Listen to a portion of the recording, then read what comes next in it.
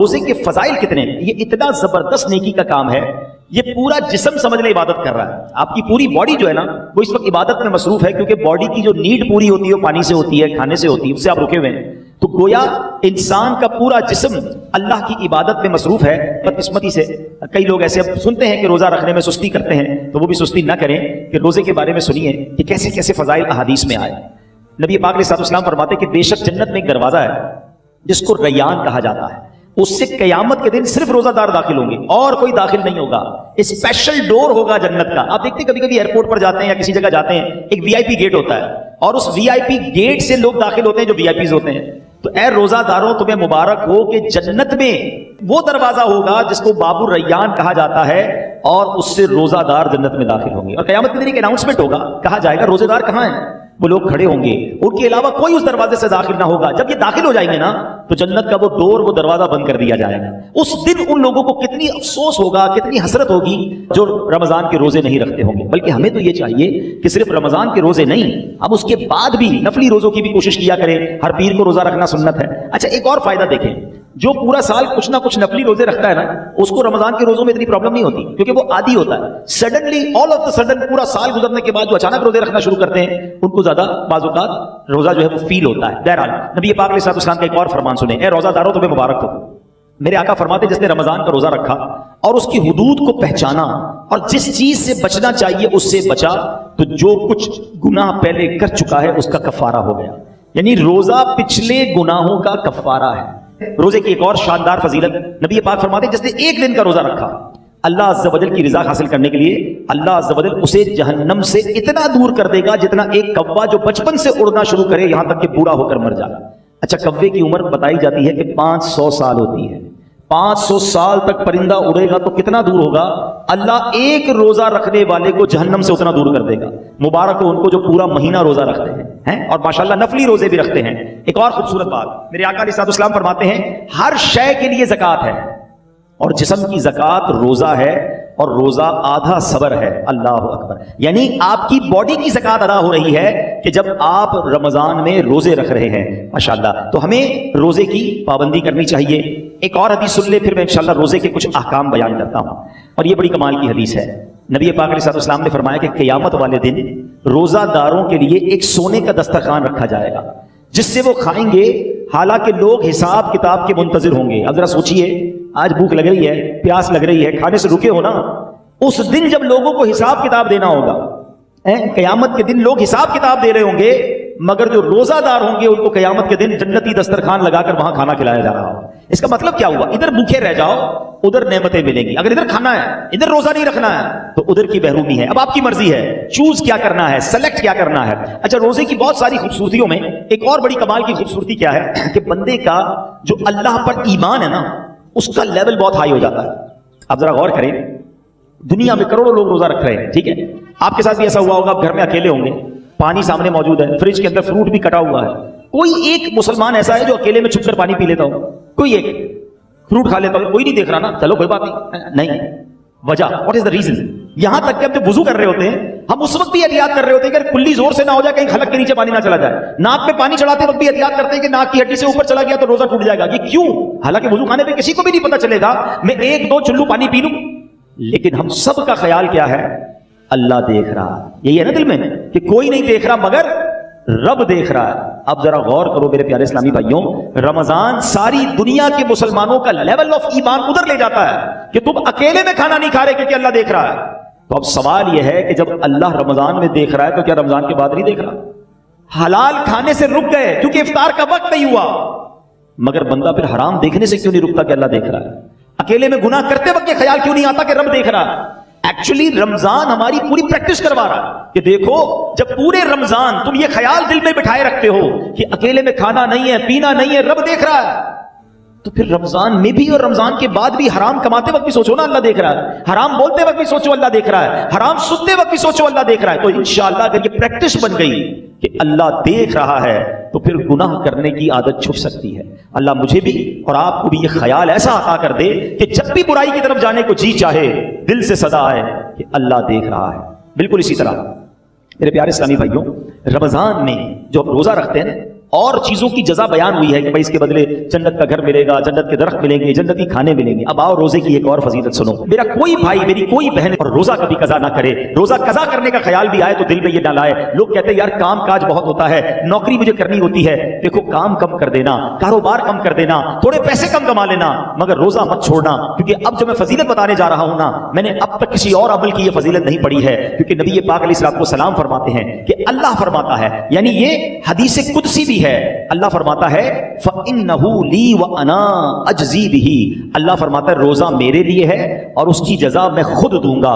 باقی چیزوں کی جزا رب فرشتوں کے ذریعے عطا فرماتا ہے، مگر روزہ دار کے لیے رب نے فرمایا اس کی جزا میں خود عطا فرماؤں گا۔ بلکہ علماء اس کو ایک اور انداز سے بھی پڑھتے ہیں، انا اجزا بہی، اس کے معنی یہ ہو گئے کہ روزہ میرے لیے ہے اور اس کی جزا میں خود ہوں، یعنی رب فرما رہا ہے میں اس کا ہو جاتا ہوں۔ تو اے روزہ دارو، جس کا رب ہو جائے تو اس کے کام کیوں نہ بن جائیں، اس کی مشکلیں آسان کیوں نہ ہو جائیں۔ اور ایک اور میں شریعت کی لاجک بتا دیتا ہوں، بہت سارے کاموں میں نوجوان کہتے ہیں کہ جناب ادھر جو ہے بہت دل چاہتا ہے کہ بڑے بڑے میرے گھر ہوں، بڑی بڑی گاڑیاں ہوں، چاہے اس کے لیے حرام کمانا پڑے۔ دیکھو حرام کما کر اچھے گھروں کے لیے پیسے حرام مت کمانا، ادھر چھوٹے گھر میں صبر کر لو، اللہ نے تمہارے لیے جنتی گھر تیار کر رکھے ہیں۔ کچھ لوگ ادھر شراب پیتے ہیں، اللہ کو ناراض کرتے ہیں، دیکھو ادھر شراب نہ پینا، صبر کر لو، اللہ نے جنتیوں کے لیے جنتی شراب تیار کر رکھی ہے۔ مردوں کو زیور پہننے سے منع کیا کہ دیکھو یہاں زیور مت پہننا، سونا چاندی مرد کو پہننا الاؤ نہیں ہے، مگر جنت میں مردوں کو سونے کے زیورات عطا کیے جائیں گے۔ ادھر حرام عورتوں کی طرف، ناجائز عورتوں کے پاس جانا،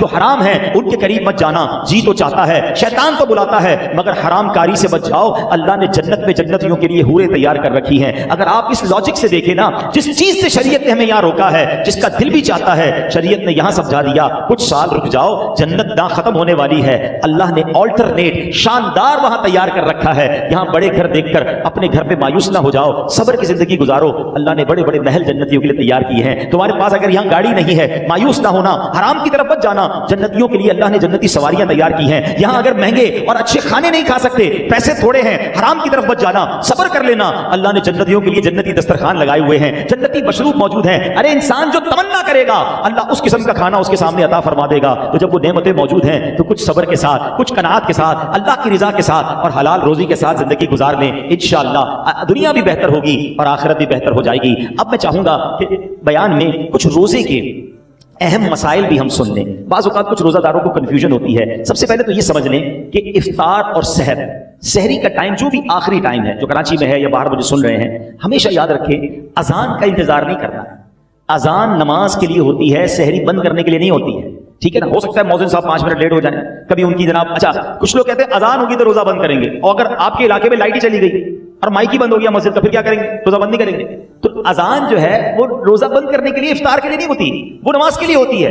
روزے کا تعلق ٹائمنگ سے ہے، وقت سحر یعنی فجر کا وقت شروع ہوا، جیسے ہی شروع ہوا اب آپ کھا پی نہیں سکتے، 1 سیکنڈ بھی آپ نے زیادہ کھا لیا تو اب پورا دن آپ بے شک بھوکے رہیں، روزہ نہیں ہوگا، آپ کا روزہ شروع ہی نہیں ہوا۔ تو بیسٹ طریقہ کیا ہے؟ اپنی گھڑی کا ٹائم سیٹ رکھیں۔ اب تو موبائل فون آ گئے، جو انٹرنیٹ والے موبائل ہوتے ہیں اس میں بھی موبائل ٹائم بڑا پرفیکٹ پتہ چل رہا ہوتا ہے۔ 5 منٹ پہلے، کوئی لازم تھوڑی ہے کہ آخری منٹ تک کھانا پینا ہے، 5 منٹ پہلے آپ کھانا پینا بند کر دیں، ٹوتھ پیسٹ وغیرہ کرنا ہے تو بھی کر لیں، اور اپنے تمام معاملات سے فارغ ہو جائیں، درود پاک پڑھیں، تاکہ آپ فرض روزہ ہے نا اگلے 15 گھنٹے بھوکا رہنے کے لیے تیار ہیں، تو 5 منٹ زیادہ بھوکا رہ جائے نا بھائی، 5 منٹ 10 منٹ پہلے فارغ ہو جائیں سحری سے۔ بالکل اسی طرح افطار میں بھی آپ نے کرنا یہ ہے کہ افطار میں آپ نے گھڑی دیکھ کر افطار کرنا ہے، ٹائم دیکھ کر افطار کرنا ہے، 1 منٹ اوپر ہو جائے خیر ہے، پہلے افطار نہ ہو جائے۔ بعض اوقات ہوتا ہے لوگوں کی گھڑی ٹائم پہ نہیں ہوتی، 5 منٹ پہلے افطار کر لیتے ہیں۔ آپ کو پتا ہونا چاہیے کہ ٹائم ہوا کہ نہیں۔ اور بالکل اسی طرح اذان مغرب کی نماز کے لیے ہوتی ہے، افطار کے لیے نہیں ہوتی۔ اس میں بعض اوقات 2 گڑبڑ ہو جاتی ہیں، ایک یہ ہو جاتی ہے کہ کبھی مؤذن صاحب سے بھی غلطی لگ سکتی ہے، جلدی اذان دے دی، آپ نے اذان سنی روزہ کھول لیا تو آپ کا روزہ چلا گیا۔ آپ ٹائم دیکھیں ٹائم ہوا ہے کہ نہیں، اور مؤذن صاحب خود اپنا افطار کرنے میں لگے ہوئے ہیں اور وہ 5 منٹ بعد اذان دے رہے ہیں اور آپ انتظار کر رہے ہیں اذان کا، تو یہ بھی درست نہیں، کیونکہ افطار کو تاخیر بھی نہیں کرنی چاہیے۔ تو پہلی بات تو یہ سمجھ لیں کہ ٹائم ٹیبل کے ساتھ روزہ ہے۔ یہاں ایک اور خوبصورت بات کہوں کہ لوگ آج کل بڑی مثالیں دیتے ہیں دوسرے ملکوں والوں کی، غیر مسلموں کی، یار وہاں بڑی ٹائم مینجمنٹ ہے جناب، بڑا ٹائم سے معاملات چلتے ہیں، ان کے جہاز بھی ٹائم پہ، ان کی ٹرینیں بھی ٹائم پہ، لوگ آتے بھی وقت پر ہیں۔ مجھے بتاؤ پوری دنیا میں ایک مذہب بتا دو کہ جو اتنا ٹائم مینجمنٹ کا درس دیتا ہو۔ ارے ہماری تو ساری عبادتیں ٹائم کے ساتھ ہیں، وقت سے 1 منٹ پہلے آپ کو سحری بند کرنی ہے تو روزہ ہوگا، وقت گزرنے کے بعد 1 منٹ اوپر چلا گیا روزہ ہی شروع نہیں ہوگا، افطار گھڑی کے مطابق کرنا ہے۔ بالکل ساری دنیا کے مسلمان ٹائم پہ افطار کرتے ہیں، ہماری ساری اذانیں مسجد کا ٹائم ٹیبل دیکھیں، آپ کی ٹرین لیٹ ہو سکتی ہے، جہاز لیٹ ہو سکتا ہے. ہم نے دیکھا سردی ہو، گرمی ہو، بارش ہو، آندھی ہو، طوفان ہو، دنیا بھر کی مسجدوں میں وقت پہ اذان ہوتی ہے، وقت پہ جماعت ہوتی ہے. لاکھوں مسجدوں میں کیسی شاندار ٹائم مینجمنٹ ہے. اسلام کی کتنی عبادتیں ٹائم کے ساتھ ہیں. ارے جناب ہم حج پہ جائیں تو کب عرفات میں رہنا ہے، کب عرفات سے نکلنا ہے، کب پہلے نہیں نکلنا ہے، کب مزدلفہ پہنچنا ہے، کب مینا پہنچنا ہے، کون سے دن طواف زیارت کے ہیں. Each and everything going with time. اسلام جتنا ٹائم مینجمنٹ سکھاتا ہے نا، اتنا دنیا کا کوئی مذہب نہیں سکھاتا. ہاں یہ ضرور کہہ سکتے ہیں کہ ٹائم مینجمنٹ اسلام میں ضرور ہے، مسلمان اس سے سیکھتے نہیں ہیں. تو ہمیں دوسروں کی مثالیں دینے کی کیا ضرورت ہے؟ ہمارا دین ہمیں شاندار ٹائم مینجمنٹ سکھاتا ہے. اچھا انجیکشن، روزے میں اگر کسی کو خون دینا ہے، جب آپ خون دیں گے تو آپ کا وضو ٹوٹے گا، لیکن اگر آپ انجیکشن لگواتے ہیں اس سے روزہ نہیں ٹوٹے گا. ٹھیک ہے. کان میں اگر کوئی ڈراپ ڈالتا ہے، اگر اس کا کان کا پردہ پھٹا ہوا نہیں ہے تو بھی اس سے روزہ نہیں ٹوٹے گا. ہاں آنکھ میں اگر کوئی ڈراپ ڈالتا ہے تو اس سے علماء فرماتے ہیں روزہ ٹوٹ جائے گا. تو ہمیں روزے کے بارے میں یہ معلومات بھی ہونی چاہیے. بعض اوقات لوگ جو ہے احتیاط نہیں کرتے اور وہ احتیاط نہ کرنے کی وجہ سے ان کا روزہ ٹوٹ جاتا ہے. جب یہ فرض ہے تو اس کے احکام سیکھنا بھی ضروری ہے، اس کی احتیاطیں سیکھنا بھی ضروری ہے. تو بہرحال میرے پیارے اسلامی بھائیوں، افطار کے وقت ایک اور کام کرنے والا ہے جو نارملی ہمارے یہاں نہیں ہوتا، کیونکہ روزانہ افطار کے وقت 10 لاکھ گناہگار جہنم سے آزاد کیے جاتے ہیں. روزانہ یہ اتنا مبارک مہینہ ہے، اس میں روزانہ افطار کے وقت 10 لاکھ گناہگار آزاد جہنم سے کیے جاتے ہیں. اور جب جمعرات کی رات آتی ہے اور جمعے کا دن آتا ہے تو فرمایا ہر لمحے 10 لاکھ گناہگار جہنم سے آزاد کیے جاتے ہیں. اب آپ سوچیں کہ افطار کے وقت ہماری کیا کیفیت ہونی چاہیے. ہمارے گھروں میں تو ایک ہنگامہ مچا ہوتا ہے، شربت کدھر ہے تو پکوڑے کدھر ہے تو فلاں چیز نہیں آئی. ان آئٹموں کے چکر میں پڑنے کی بجائے افطار کے وقت اے کاش ہاتھ اٹھے ہوں، آنسو بہ رہے ہوں اور یہ التجائیں ہوں کہ مولا آج بھی 10 لاکھ بخشے جائیں گے، آج بخشے جانے والوں میں ہمارا نام لکھ دے. تو جب اس کیفیت کے ساتھ آپ افطار کیا کریں گے تو انشاءاللہ کبھی نہ کبھی تو ہمارا بھی نمبر آ جائے گا. تو آج بھی مدنی چینل پر آپ دیکھیں کہ افطار کے وقت کیا منظر ہوتا ہے. آنسو ہوتے ہیں، دعائیں ہوتی ہیں، التجائیں ہوتی ہیں. میں تو دنیا بھر کے ویور سے کہوں گا کہ جب بھی افطار کا وقت آئے آپ مدنی چینل کے ساتھ اپنے گھر والوں کے ساتھ امیر اہل سنت کی ان عظیم دعاؤں میں شامل ہو جائیں. نہ جانے کس کی آمین کے صدقے ہمارا بھی بیڑا پار ہو جائے. تو ہمیں افطار کا وقت جو ہے یہ بڑا مبارک وقت ہے، یہ دعاؤں کی قبولیت کا وقت ہے. پھر رمضان کی راتیں، رمضان کی راتیں کتنی مبارک ہیں آپ کو پتہ ہے. سارا سال میں اور آپ اللہ سے دعا کرتے ہیں نا، یا اللہ میری پکار سن لے، میری توبہ قبول کر لے، میری مغفرت فرما دے، میرا فلاں کام فرما دے. ہم اللہ سے دعا کر رہے ہیں. آپ کو پتہ ہے رمضان کی راتوں میں کیا ہوتا ہے؟ رحمت کے فرشتے یہ آواز لگاتے ہیں، ہے کوئی مانگنے والا کہ اس کی توبہ قبول کی جائے، ہے کوئی توبہ کرنے والا کہ اس کی توبہ قبول کی جائے، ہے کوئی سوالی کہ اس کا سوال پورا کیا جائے. یعنی رمضان میں ادھر سے آفر ہے کہ مانگ لو میں دے رہا ہوں، مغفرت چاہیے تو میں مغفرت دے رہا ہوں، توبہ کرنی ہے تو میں توبہ قبول کر رہا ہوں. مگر آپ دیکھیں کہ آج ہماری راتیں کہاں خرچ ہو رہی ہیں. بہت بڑی تعداد میں لوگ کھانے پینے، گھومنے پھرنے، کرکٹ میچز، پتہ نہیں کیا کیا کر رہے ہیں رمضان میں. ارے اللہ کے بندو، یہ راتیں عبادت کی ہیں، یہ راتیں دعائیں کی ہیں، یہ مانگنے کی ساری زندگی پڑی ہے کھانے پینے کی. تو خدا را رمضان کی راتوں کو ضائع نہ کریں. اور اب میں آخری بات اپنے بیان کی کر لوں جو میں سمجھتا ہوں میرے بیان کی سب سے اہم بات ہے. وہ کیا ہے؟ یہ اب تک تو میں نے رمضان میں عبادت نیکیاں کرنے کے بارے میں بات کی نا، یہ تو چلے تھوڑی بہت لوگ کر ہی رہے ہیں یا کرتے ہیں، مگر رمضان میں گناہ نہیں کرنا ہے، اس کی طرف توجہ کم لوگوں کی ہے. کیوں؟ دیکھیے رمضان میں گناہ کی پکڑ بھی زیادہ ہے، رمضان میں گناہ کا عذاب بھی زیادہ ہے، مار بھی زیادہ پڑے گی. کیوں؟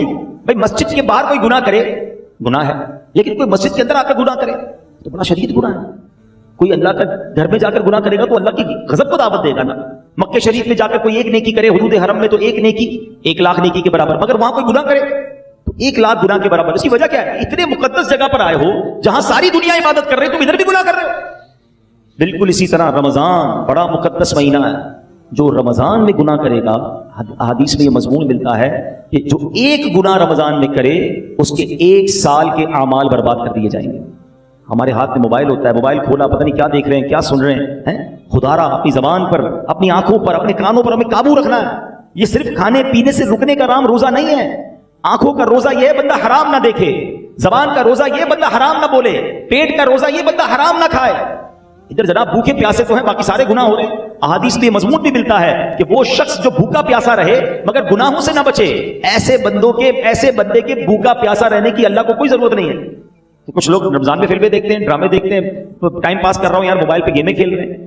فضول کام نہ کریں نا. یہ پتہ نہیں اگلا رمضان ہمیں ملے نہ ملے. تلاوت کریں، ذکر و اذکار کریں، عبادت کریں، اور اس رمضان میں میں نے اور آپ نے مغفرت حاصل کرنی ہے. یہ بات یاد رکھیے گا.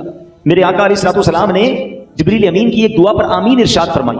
صحابہ نے پوچھا حضور آپ نے کون سی دعا پر آمین فرمائی؟ تو نبی پاک نے فرمایا کہ مجھے جبریل امین نے یہ دعا کی کہ اے اللہ جو رمضان کو پائے اور اپنی مغفرت نہ کروا سکے وہ ہلاک و برباد ہو جائے۔ اب ذرا سوچیں میرے پیارے اسلام بھائی، دعا کون کر رہا ہے؟ فرشتوں کا سردار، اور آمین کون کہہ رہے ہیں؟ نبیوں کے سردار۔ تو دعا تو قبول ہی قبول ہے نا۔ اب رمضان میں جس کی مغفرت نہ ہوئی نا وہ برباد ہو جائے، تو روتے رہیے، التجائیں کرتے رہیے، اللہ سے معافی مانگتے رہیے، تلاوت کرتے رہیے، پتہ نہیں اگلی بار رمضان نصیب ہو کہ نہ ہو۔ جن کو اللہ نے نوازا ہے غریبوں کی مدد کیجیے، سحر و افطار میں خرچ کیجیے، اپنی زکوٰۃ پوری دیجیے اور اللہ کی راہ میں اور خرچ کیجیے تاکہ غریب مسلمانوں کا بھی بھلا ہو جائے۔ اللہ کریم سے میں دعا کرتا ہوں کہ رب کریم ہم سب کو ماہ رمضان کی برکت عطا فرمائے، روزے اس کی روح کے مطابق رکھنے کی توفیق عطا فرمائے۔ اب تک جتنے روزے رکھے اللہ اس کو اپنے دربار میں قبول فرمائے، اور آگے بھی ہمیں پابندی سے پورے روزے رکھنا صحت و عافیت کے ساتھ نصیب فرمائے۔